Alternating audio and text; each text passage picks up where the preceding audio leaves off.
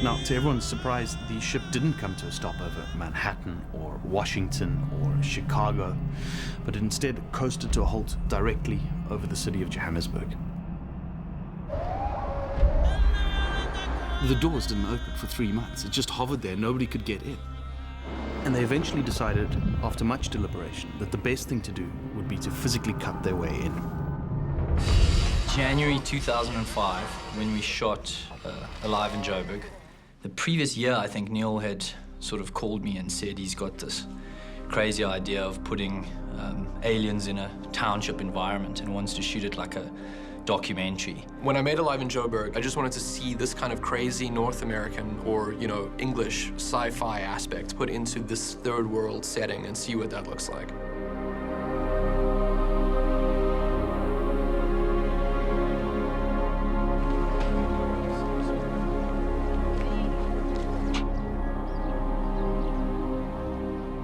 I ended up being in that short.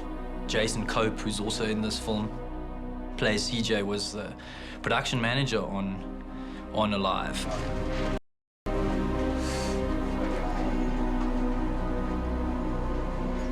There wasn't necessarily any story-related ingredients in that.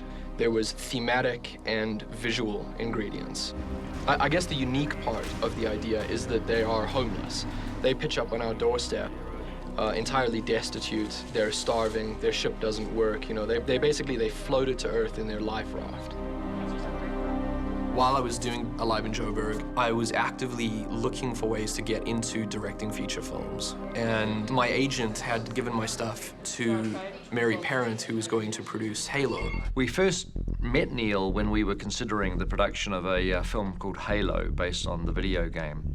As it was, Halo never happened. The moment that film collapsed, when I was getting ready to sort of pack up and leave, Fran Walsh, it was actually Fran's idea, she was like, why don't we just keep all of the momentum and the energy going that we have here and just do another film? Neill had this wacky idea for District 9, which he pitched to us, and we loved working with Neill so much that we thought it would be fun to turn District 9, his idea, into a feature film.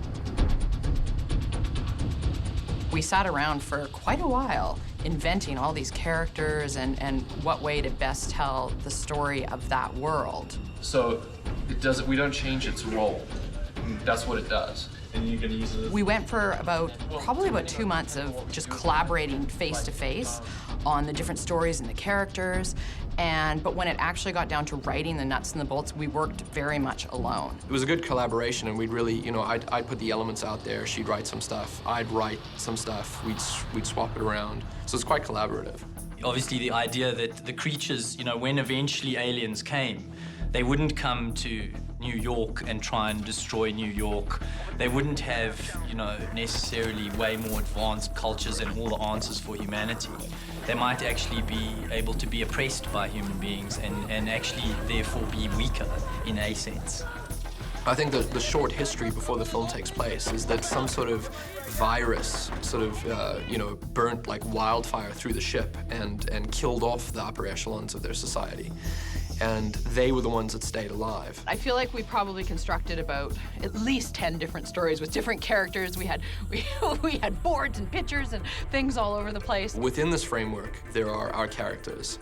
And the larger framework is that the aliens are oppressed and the humans, for the most part, directly or indirectly, are responsible for that. In setting out to write a science fiction film in South Africa, there's a fine line between you want to pay attention to the politics of the country, but you want the science fiction to be an adventure. South Africa has such a racially charged background, and it has such a history that adding this third alien element to it can make it a really interesting place for the film to take place in. But if you're not careful, it can become too complex, and it can sort of become too cumbersome. Neill was very adamant during the entire writing process that this isn't a political statement film. First and foremost, it's meant to entertain.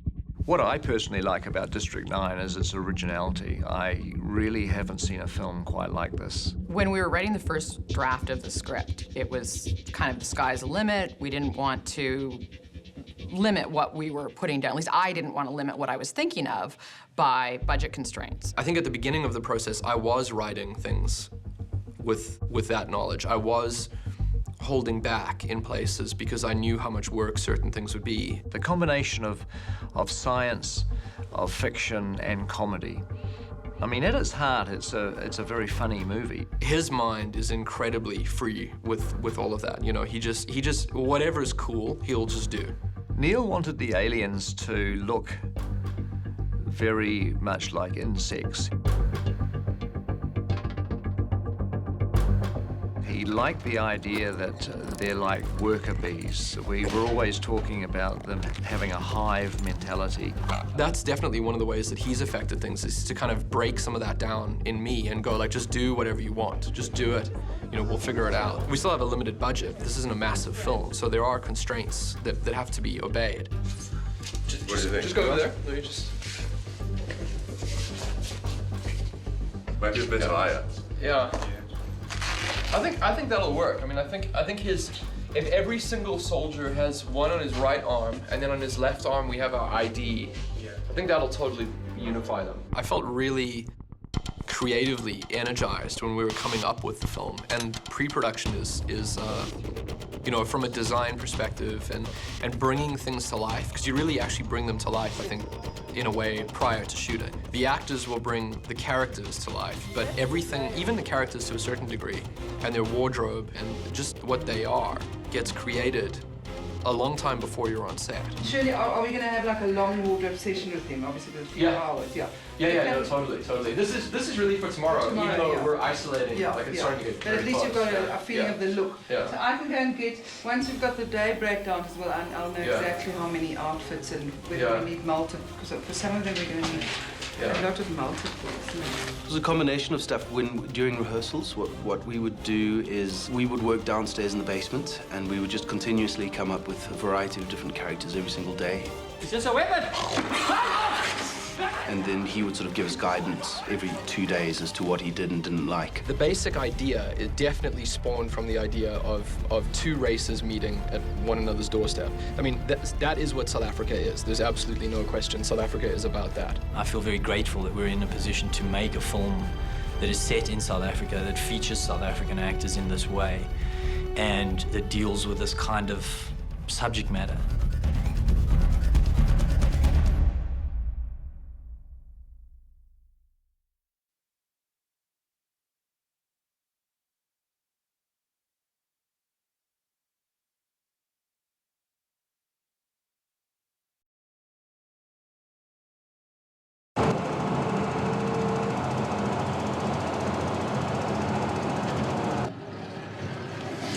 You stay behind Thomas, eh? You stay behind us. Clear, Thomas? Right.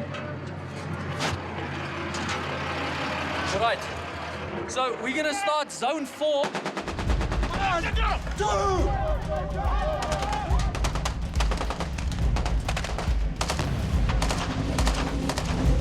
In all of our sets, use what we could from the communities, including District 9. I don't think there's been one clean set apart from Vicus's house in this whole movie. Everything is down and dirty. The crew are sick to death of it. Okay, that's really getting unacceptable. There's moments when you arrive at the shack, I'm going to give an evening to do the last shot of the day, and you realize that some of the dressing that has been outside, however, has been used as firewood by security or been removed by some other dwellers in Soweto. First scene was easy enough. That was kind of just establishing the story, and a happy scene with my husband bringing me breakfast in bed, and from there it was downhill. It was just craziness. I'm being paid to be a boy of 12. As a kid growing up and wanting to shoot aliens and playing with my mates and my friends, you created all of this in the back of your mind.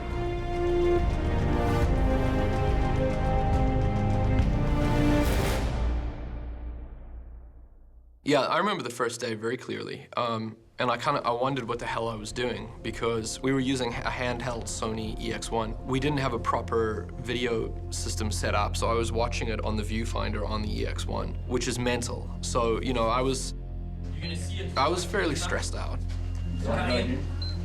It's beeping. Right? The film predominantly is a cinematic film. And we had to sort of develop this dialogue as we were going through production to actually figure out what the best way is to sort of delineate between what you're seeing at different given moments in the film. There's the real handheld documentary feel, and I was operating a camera within the scene that the Vickers character was playing off of. You know, you see the state of the thing. This was a brand new shack. 6 months ago, this was new. The most simple way to think of it is, do the actors know that the camera is there within the world that they are bringing to life? Because if they do, then it's this sort of found footage kind of element inside the film. Whether that's a documentary filmmaker or a security camera, it's a real life camera that exists inside the story. They're spending so much money to keep them here when they could be spending it on other things, but at least they're keeping them separate from us. Then there's the cinematic stuff, which is the more traditional approach to filmmaking. Honestly, we sort of refined that as we went along, and then we kind of met in the middle so that, you know, we would be handheld or we would have like a loose feel to the frame in the cinematic portion, and then that sort of just felt like it was the same film as the rest of the documentary part. I was fairly stressed out in the beginning, hopping between those two and sort of seeing what would happen. The language of the film is this kind of existing footage, this documentary footage, and you start throwing in little cinematic pieces and then going back to documentary, and then before you know it, you're just watching cinematic stuff. So you're very much within the realm of normal film. It won't be your traditional sit-down movie that you're used to watching. I think some people will be excited by it. Some people might be a little jarred by it at first. Could I have some of your salary from today? Because, I mean, you are the DOP, but you are not DOPing, eh? I'm not. I am actually shooting. Yes, that's right. Yeah, we'll do a fee split. So we used handheld video camera, so Sony EX1. We ran around with it, acted as the documentary camera. The sound design and everything within that world is meant to be treated as though this really is a handheld video camera. And when we cross over into the cinematic stuff, we were using the Red platform to shoot it in a more traditional cinematic way. I absolutely loved the scenes where there was a camera that I could play to as Vickers. The very first test we did was done on that basis. So it was Vickers being on camera for the first time. And so you've got this extra layer of, well, how is he on camera versus off camera? And it creates a very real feeling when he can kind of, you know, if every now and then he can look into the camera and look back at you and look into the camera. You connect with him. No, it's fine, it's fine. He's a maniac. He's fantastic. He's really embraced his character. I mean, there've been times where he doesn't even really come out of character just to sort of, you know, keep him in there. We'll have break for lunch and he's still Vickers with the very Afrikaans accent. At first, you know, Insia, I thought that it was going to be difficult to do this. But in fact, there's quite a lot of control. They're building in a little bit more control for me, you know. So if you have a look at this, okay, basically it almost worked like a fork, you know. So if you get the right angle, okay, that one didn't work so well, but okay, that didn't work so well either. But if you take, okay, that's also not. He was a producer for years, and he pushes and pushes and pushes, and when everybody else falls over, he'll just keep going. He's much more energetic than any Energizer Bunny in the world. Yes. VX 128.1 Yankee, take 1, Bravo marker. Charlie marker. Mark.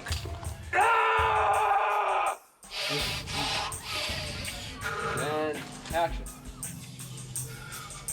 He doesn't stop speaking. He doesn't stop being on action and stuff. So, and he's been here every single day. He's been here more days than any one of the actors. The way you engage him, you know, using the power of assertion. It was very physically demanding. It was way more demanding than I had imagined it would be.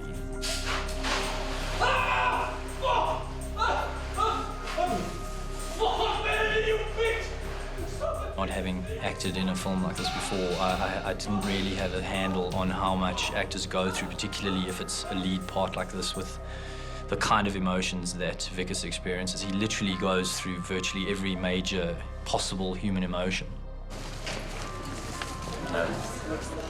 No, acting is not at all what I thought, you know.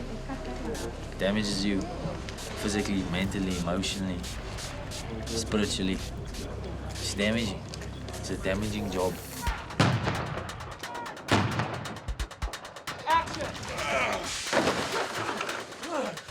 That close team of technical people, they make the performance what it is on screen. You can come with as many tools as you want to technically, and Neill will say, "You didn't play that. You weren't there. Just give me quibbles." The action I wanted to be not over the top.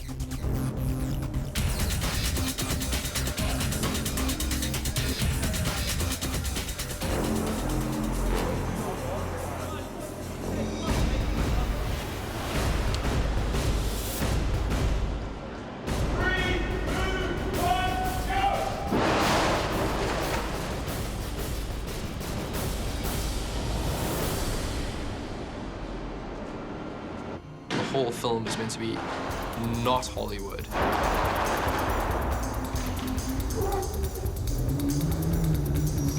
It's got this insanely Hollywood fantasy elements of these aliens living in South Africa. The approach that I wanted to take was that you've got this really bizarre element in the movie, and in order for it to be as real as possible, you should go about things without putting the effects on a pedestal. That's a first day fight. That's a big fight. Everyone ready? Okay, here we go. We had people right on top of explosions. 3, 2, 1, action!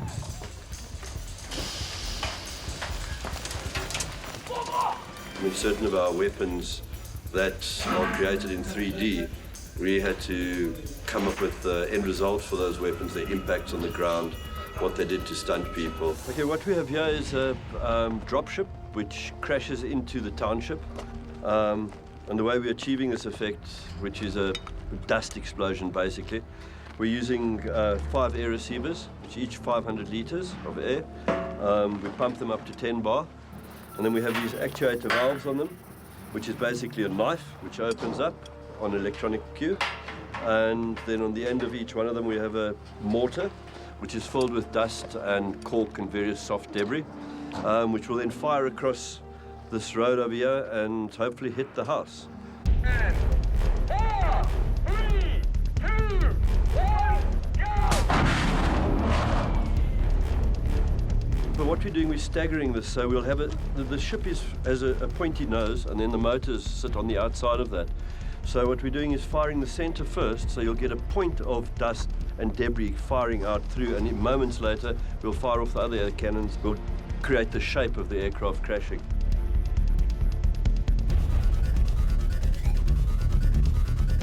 For the most part, when we were filming, my mind was never in the realm of visual effects. There was a constantly recurring question of, well, could we shoot it clean, right? Because the amount of work to paint Jason out for every single, or any gray suit guy representing an alien with a moving camera is a lot of work. And the background has to be, you know, digitally re-stitched in. Hey, may new agents open the door, please? Hello? We would like you to please sign us. Okay, all right, that's unacceptable. That is totally unacceptable. Get out! Get out! I play about 10 characters or something. I think I play a community of intergalactic beings, which sounds quite psychedelic. Which is a very interesting process, and obviously you do all of this character and then it just gets taken straight out again because everything that you do basically gets painted out and the visuals get removed. Thanks very much. Yeah, no, we had Neill wants to create a feeling of authenticity with this movie. So from the word go, I've always said, let's use elements of today's life in South Africa and incorporate those onto the sets. Well, we're in Soweto, in Johannesburg, and of course it was discussed for numerous reasons, safety, economy, everything. Why not just shoot it in a green screen in New Zealand, which is where we were writing the film. Where we are right now is we're in South Joburg. Geographically, this is part of Soweto, but it's a suburb or a neighborhood of Soweto called Chiawelo. And there's a lot of strange connections to the film that we never obviously set out to do, but one of them is all of these shacks around here We only have access to this area, and we could only build our additional shacks here because all of these residents were moved into RDP housing somewhere else in Joburg, which is exactly what happens to the aliens in the film. So that's just a complete bizarre set of events. It was the first landfill in that area in Soweto. People have been living on it and surviving off that landfill for the past 22 odd years. Come towards us there. He's walking towards us. We used the entire place and terrain as our inspiration to build D9. Every single thing that we have used in the squatter camp comes from the squatter camp. And with the help of the local people, it's just building shacks. It's definitely something that I think would be incredibly difficult to replicate, just because of the amount of, like, there is so much visual detail here. Every single pixel is, you know, dirt or barbed wire or weeds, or it's incredibly visually rich.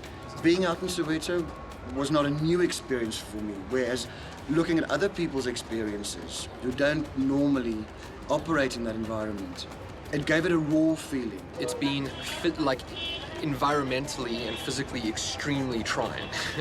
You know, a lot of the crew have felt like they're on some sort of episode of Survivor, you know? I think a lot of people feel like someone's gonna jump out any second and go, okay, it's not really a movie, we just wanted to see if you could make it, you know?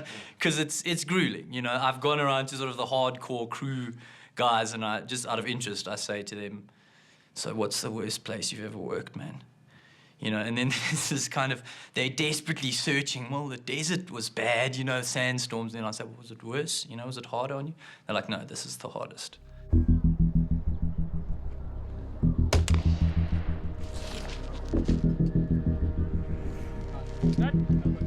I think the biggest challenge on this job, and also the most enjoyable challenge, has been the range of sets, from spaceships through to squatter camps, through to medical laboratories and military installations. It's a whole range of stuff. Gerotex is quite unique since it is a ex-nuclear facility storage. We have somehow managed to be able to build our set around, and in the process of building our set around it, we have incorporated this area here, which is the 1980s apartheid nuclear weapons program storage facility. So our film alien weapons props are being stored inside the real nuclear weapons safes that were used in the 80s that housed God knows what in these foot-thick steel doors, which weigh about 70 kilograms each. And you can see, this one is bare, but this is very interesting. Those are not ours. So, yeah, it's a little disturbing, but there they are. They're right there. Watching Neill direct this from the very beginning has been amazing. It really has. He knows what he wants, and he just has instinct. Neill's whole approach to this whole movie has just been unbelievable, because he's allowed us to explore the characters and given us such freedom, but at the same time, he's guided us along the whole way, if that makes any sense. Experience-wise, this has been a dream come true. I felt totally unprepared. I was completely unprepared. It was a whirlwind of production. If we do a picture wrap with Shelto, that means we've got nothing more to shoot. So that was indeed Shelto. Thank you very much, sir.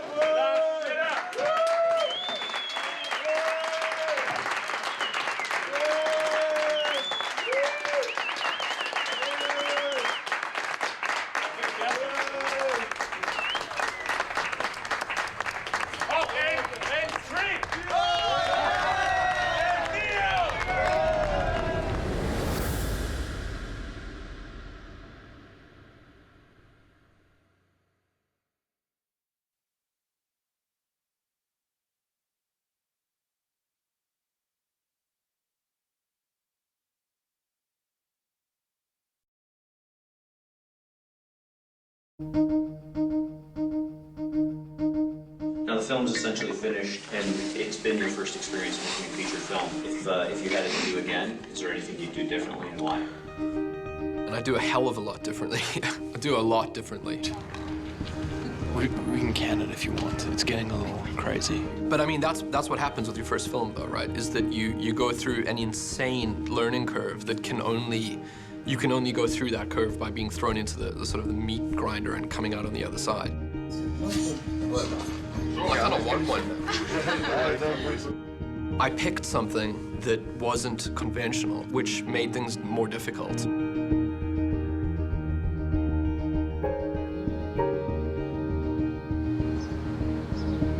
Okay, so this is the Park Road post in New Zealand. Now this is, of course, you can see how fancy this is. That's very big, mixing desk. This is, of course, where they did Lord of the Rings. I'm Dave Whitehead doing sound design for District 9, and I'm just playing around with the exosuit at the moment, which is the robot that Vickers jumps in at the end of the film. So been playing with all sorts of noises, from steam trains to truck air brakes to pitch down typewriters to Air Force, Orion, hydraulics.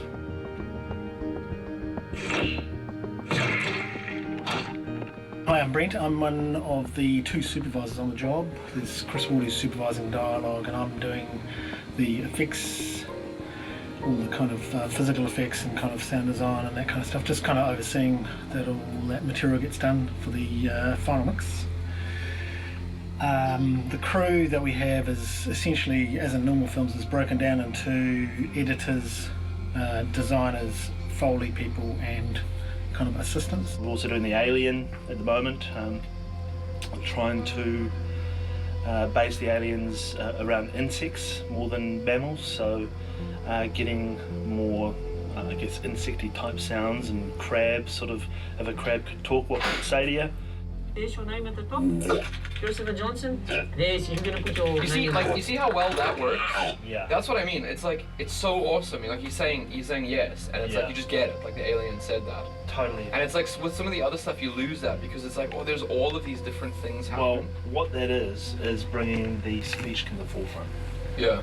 So that is actually pushing the human speech component, which I guess we're just going to find the happy balance between that, you know, getting it at the right level so it sounds like the dominant thing, especially for him, I guess, is one of the main things. Put your scroll on the bottom there. You see, there's your name at the top.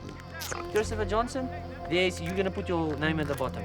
And we've got a fairly smallish crew on this kind of show, which is, we've got Dave Whitehead on sound design, who's kind of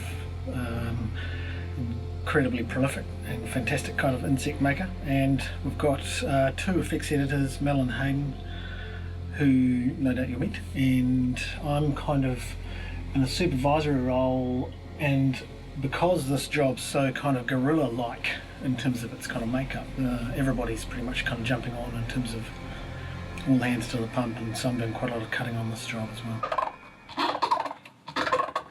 So which one is this? So that is literally rubbing a pumpkin. So it just sounds... When I was recording the pumpkins, I was standing alone in a room with a butternut, which is a very long sort of gourd-shaped pumpkin, held by my groin, rubbing it gently when someone looked through the window, and it did look a bit strange because I don't think they saw the pumpkin. The other thing was we were thinking about different African languages, and also the language that has the clicks and that sort of thing, so we're putting mandible clicks as well. Clicks and chops and bonks and...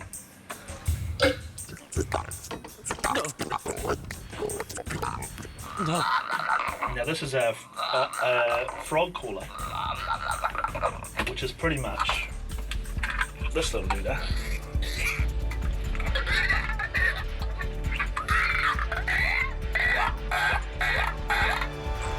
Watching the edit come together was, I'd actually say, even almost more exciting than the pre-production. It was every time it would change. This is very exciting from an editing point of view because it makes the editing such a crucial part of telling the story, but it also makes it very labor intensive because of the amount of material coming in, and you're not always executing something that's a very specific thing, sometimes it becomes something else, so you're kind of finding it through the kind of editing process. Editing this film was very difficult. I mean, just because of the volume of footage that we have. We have an insane amount of footage. And in certain cases, you know, you're going between documentary stuff and cinematic stuff. You can't just play a whole bunch of documentary, real-life footage for the audience and then just slam them into a cinematic scene. You have to kind of find the flow within that. And that took a long time to get that to work properly. And then also just going through the hours and hours and hours of different types of documentary footage that we had. We had so much footage. As much as we're using improv and stuff like that, the script was very well conceived and well structured. So at the same time, you always have a kind of blueprint you're going back to. And as far as things like the security cameras and stuff like that, that makes my assistant editor's lives more difficult because it's yet another format to deal with. But for me, it's just kind of another interesting perspective on the scene. It's an interesting project because it's got a message. You know, obviously there's stuff in there about race and xenophobia. District 9 certainly doesn't ram any themes or morals down anyone's throats. But at its heart, it does have interesting questions that are raised about the way people view each other, especially other cultures. I suppose the interesting thing for me about making the film has been asking the question of what would really happen, you know, what would I really do in this situation? And it raises that question of deciding, well, how different does someone need to be from you, or a species or something, for you to allow them to affect your life directly? I think, if anything, just to make a film that's engaging as your first film was what I was hoping to achieve. That film is Neill growing up in South Africa, loving the films that he loved and being in that environment. This was not an easy process. There was a lot of stressful moments for me, for sure. You can go through that level of pressure and that level of stress, which ultimately is forced upon myself only because you're asking yourself, is this good? Am I making something that's worthwhile? That's the only place the pressure comes from, really. The way that this whole film came out of this little short is pretty amazing. You know, it's sort of gone far past anything I think any of us expected. It's very much centered around Johannesburg, around the political situation that existed in Johannesburg in the apartheid era. And Neill grew up during that period of time. It's probably, personally, I think, one of the biggest challenges that still faces the entire planet. It's still something that people haven't quite realized what challenges will still lie ahead in this area of understanding differences, of what differences to accept, what differences to reject, how, as we become one global community, what's going to get washed out, what's going to stay. Looking at the film now, I'm pretty proud of how much imagery I had in my head prior to going into the film, what I've actually gotten as far as the final product goes, but I still wish there was more. And hopefully I can take what I've learned and implement that in film 2 and kind of, refine the process. But there is an insane amount of learning that happened on this film, believe me.